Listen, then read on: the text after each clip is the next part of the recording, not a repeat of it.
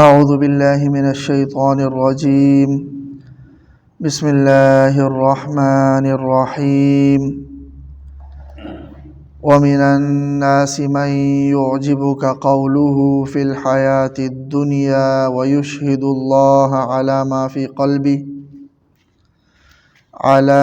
في قلبه وهو ألد الخصام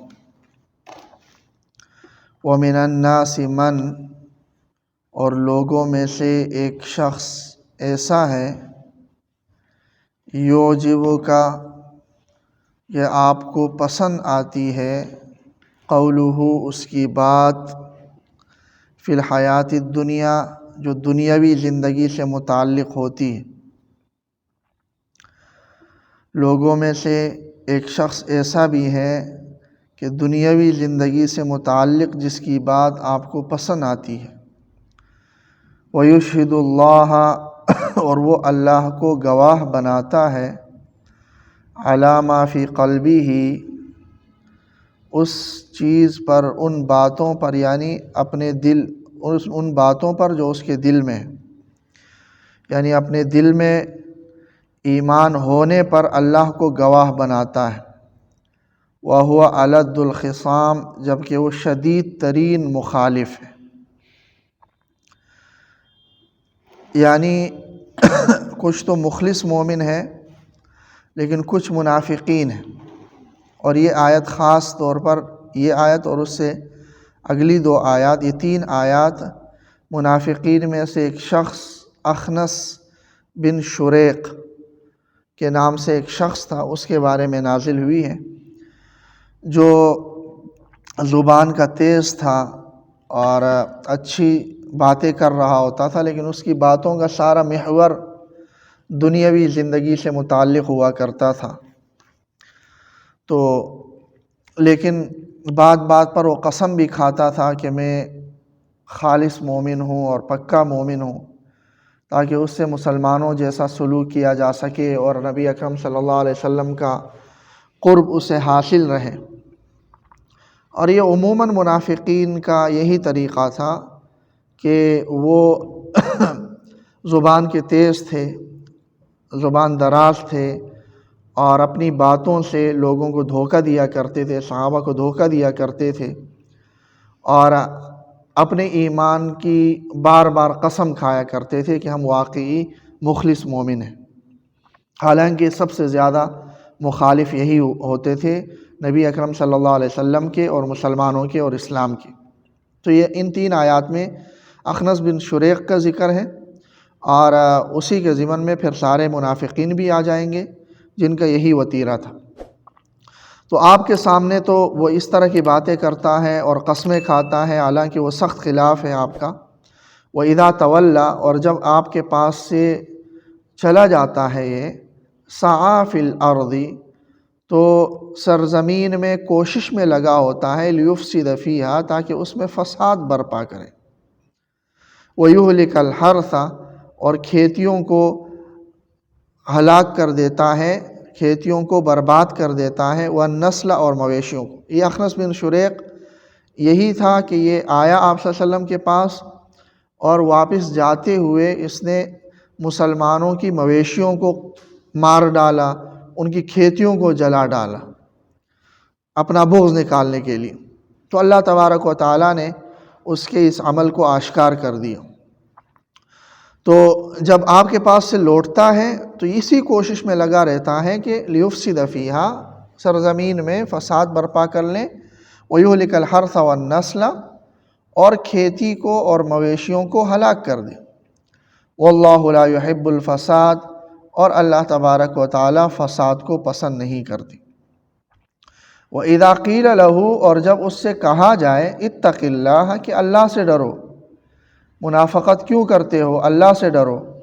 جس طرح اوپر سے تم ایمان کے دعوے دار ہو، اپنے عمل سے بھی اور اپنے دل سے بھی ایمان لے آؤ، کیونکہ اللہ کو تو سب پتہ ہے اور اللہ نے تو سب چیز کا حساب لینا ہے۔ تو جب یہ کہا جاتا ہے اللہ سے تقوی اختیار کرنے کا اور ڈرنے کا، جب اسے کہا جاتا ہے اللہ سے ڈرو، تو اخذتہ العزۃ بالاسم، تو غرور اور تکبر اسے گناہ کرنے پر ابھارتا ہے، اس کا غرور، اس کا تکبر اسے گناہ کرنے پر ابھارتا ہے۔ جیسے بعض لوگوں کا ایسا رویہ ہوتا ہے کہ دین کی بات کو بہت کم تر سمجھتے ہیں یا ہنسی میں اڑا دیتے ہیں۔ کسی کو کہا جائے کہ دین کی بات بتائی جائے اور اس کو یہ کہا جائے کہ یہ شرعاً حرام ہے، تو اس بات کو جو ہے نا وہ مذاق میں لے لیتے ہیں اور انتہائی ہلکا لے لیتے ہیں اور اپنے آپ کو بڑا سمجھتے ہیں۔ تو یہ ایسے ہی تھے منافقین بھی، جب ان سے کہا جاتا تھا کہ اللہ سے ڈرو تو اخذتہ العزۃ بالاسم، تو غرور انہیں گناہ پر ابھارتا تھا۔ اللہ نے ان کا انجام بھی بتا دیا، فحسبہ جہنم، ان کے لیے جہنم کافی ہے، ولبئس المہاد، اور وہ بہت برا ٹھکانہ ہے کہ ان کی ان کرتوتوں کا ٹھکانہ جہنم ہے، اور یہ جہنم کی سزا ایسی ہوگی کہ ان کی کرتوتوں کے بدلے کے طور پر یہ کافی ہو جائے گی۔ اس کے مقابلے میں مخلص مومنین کیسے تھے؟ وَمِنَ النَّاسِ مَن، اور بعض لوگوں میں سے ایک شخص ایسا بھی ہے، یشری نفسہ، جو اپنی ذات اور اپنے آپ کو بیچ دیتا ہے، ابتغاء مرضات اللہ، اللہ کی رضا کو حاصل کرنے کے لیے، واللہ رؤوف بالعباد، اور اللہ تبارک و تعالیٰ ایسے بندوں پر بہت زیادہ مہربان ہے۔ یہ مخلص صحابہ کے بارے میں ہی نازل ہوئی ہے۔ بہت سارے ایسے صحابہ کرام تھے جنہوں نے اپنی جان کی، اپنے مال کی قربانی دی محض اللہ کی رضا کے لیے۔ بے شمار صحابہ کرام ہیں ایسے جنہوں نے جہاد میں حصہ لیا اللہ کی رضا کے لیے، جان کی قربانی دینا، مال کو خرچ کیا اللہ کی رضا کے لیے۔ لیکن خاص طور پر یہ آیت نازل ہوئی ہے حضرت صہیب رومی رضی اللہ تعالیٰ عنہ کے بارے میں کہ وہ جب مکہ مکرمہ سے مدینہ منورہ ہجرت کے لیے نکلے تو رستے میں قریش نے اسے پکڑ لیا۔ قریش چونکہ مکہ سے جانے والوں کو پکڑ لیا کرتے تھے اور انہیں نہیں روکتے تھے، اپنا قیدی انہیں روک لیتے تھے، اپنا قیدی بنا لیتے تھے، جانے نہیں دیتے تھے۔ تو ان کو بھی پکڑ لیا، تو انہوں نے جو اپنے تیر تھے وہ تیر نکالے اور کہا کہ بھئی یہ تم جانتے ہو کہ میں سب سے زیادہ بہترین تیر انداز ہوں، اگر تم میرے قریب آتے ہو تو جب تک یہ تیر میرے ختم نہیں ہو جاتے تب تک تمہیں قریب آنے نہیں دوں گا، اور اگر قریب تیر ختم ہو گئے اور میرے قریب آ گئے تمہیں تلوار سے جب تک میرا حوصلہ ہوا میں لڑتا رہوں گا، لیکن اگر تم مجھے جانے دیتے ہو تو میں تمہیں بتاتا ہوں کہ مکہ میں کون سی جگہ میرا مال رکھا ہوا ہے، میں تمہیں اس کا پتہ بتا دیتا ہوں، جا کے وہ مال لے لو اور مجھے جانے دو۔ تو قریش نے مان لیا اور اس کے مال کا پتہ لے کر اس کو جانے دیا۔ تو نبی اکرم اور دین کے لیے، اللہ کی رضا کے لیے اپنی ساری جمع پونجی انہوں نے خرچ کر دی صرف اللہ کے دین کی خاطر، اور اس خاطر کہ ہجرت فرض تھی اور اللہ کے نبی کے پاس مدینہ منورہ جانا یہ حکم تھا، تو سب کچھ جو جمع پونجی تھی وہ چھوڑ دی اور چلے گئے۔ تو اسی بارے میں یہ آیت نازل ہوئی ہے کہ وَمِنَ النَّاسِ مَن، اور لوگوں میں سے ایک شخص ایسا بھی ہے، یشری نفسہ، جو اپنے آپ کو بیچ دیتا ہے، ابتغاء مرضات اللہ، اللہ کی رضا کو حاصل کرنے کے لیے، واللہ رؤوف بالعباد، اور اللہ تبارک و تعالی ایسے بندوں پر بہت زیادہ مہربان ہے۔ یا ایھا الذین آمنوا، اے ایمان والو، ادخلوا فی السلم کافۃ، اسلام میں پورے کے پورے داخل ہو جاؤ۔ ایمان والوں سے خطاب ہے، تو اس کا مطلب یہ ہے کہ جو لوگ یہ سمجھتے ہیں کہ جو احکامات آسان ہیں یا صرف عبادات سے متعلق ہیں ان پر عمل پیرا ہوں، جو معاشرت ہیں، جو سیاست ہیں، جو اخلاق ہیں، جو معیشت ہیں، وہ سارے احکامات ان کو کسی خاطر میں نہ لائیں اور اس میں اپنی مرضی سے چلیں اور وہ یہ سمجھ لیں کہ ہم تو مسلمان ہیں۔ نہیں، اللہ تبارک و تعالیٰ کو مطلوب یہ ہے کہ ہر زندگی کے ہر شعبے میں اسلام کو آپ نافذ کر لیں۔ اور بہت ساری ایسی تحریکیں آج کل چل رہی ہیں جو اس نعرے کو لے کر نکلتی ہیں، بہت سارے لوگ ہمارے ملک میں بھی اور دوسری ممالک میں بھی،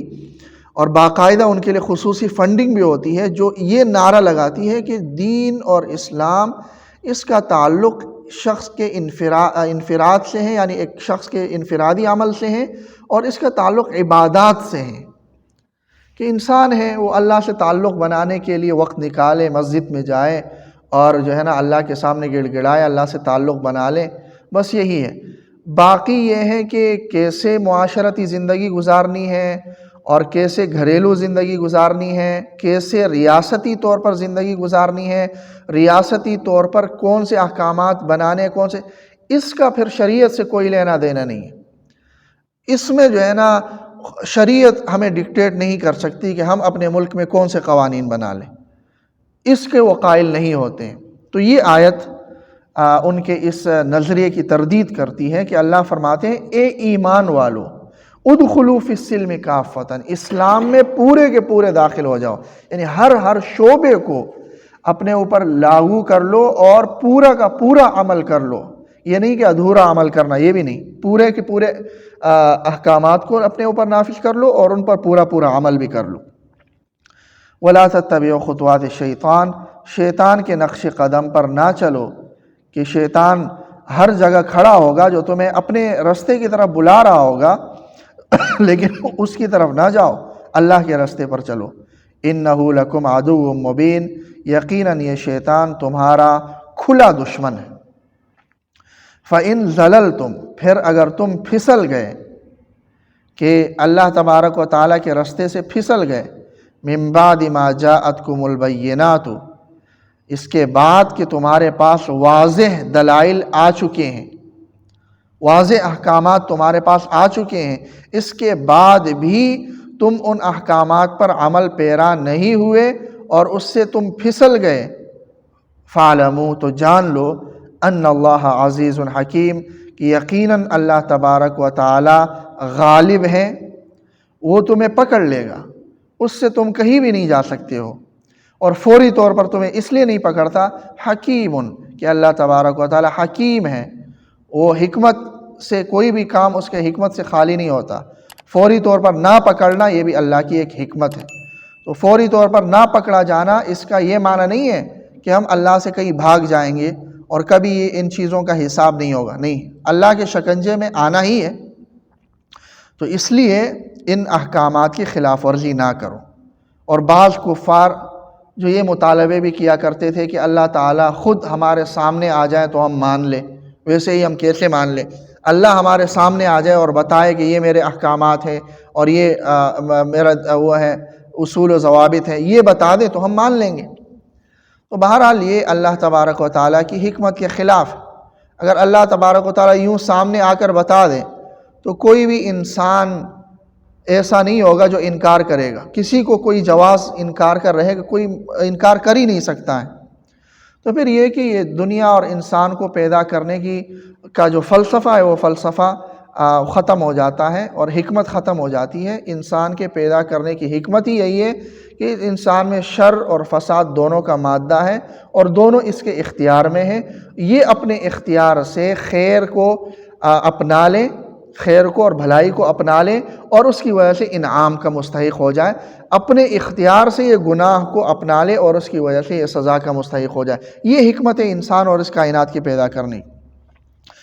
تو اللہ تعالیٰ فرماتے ہیں هل ينظرون، کیا یہ لوگ اسی بات کا انتظار کر رہے ہیں کہ هل ينظرون الا ان يأتيهم اللہ، یہ لوگ انتظار نہیں کر رہے ہیں مگر اسی بات کی کہ اللہ تبارک و تعالیٰ ان کے پاس آ جائے براہ راست، فی ظلل من الغمام، بادلوں کے سائے میں، والملائکۃ، اور فرشتے ان کے پاس آ جائیں، وقضی الامر، اور یوں ان کے بارے میں حتمی فیصلہ کر دیا جائے اور معاملے کو واضح کر دیا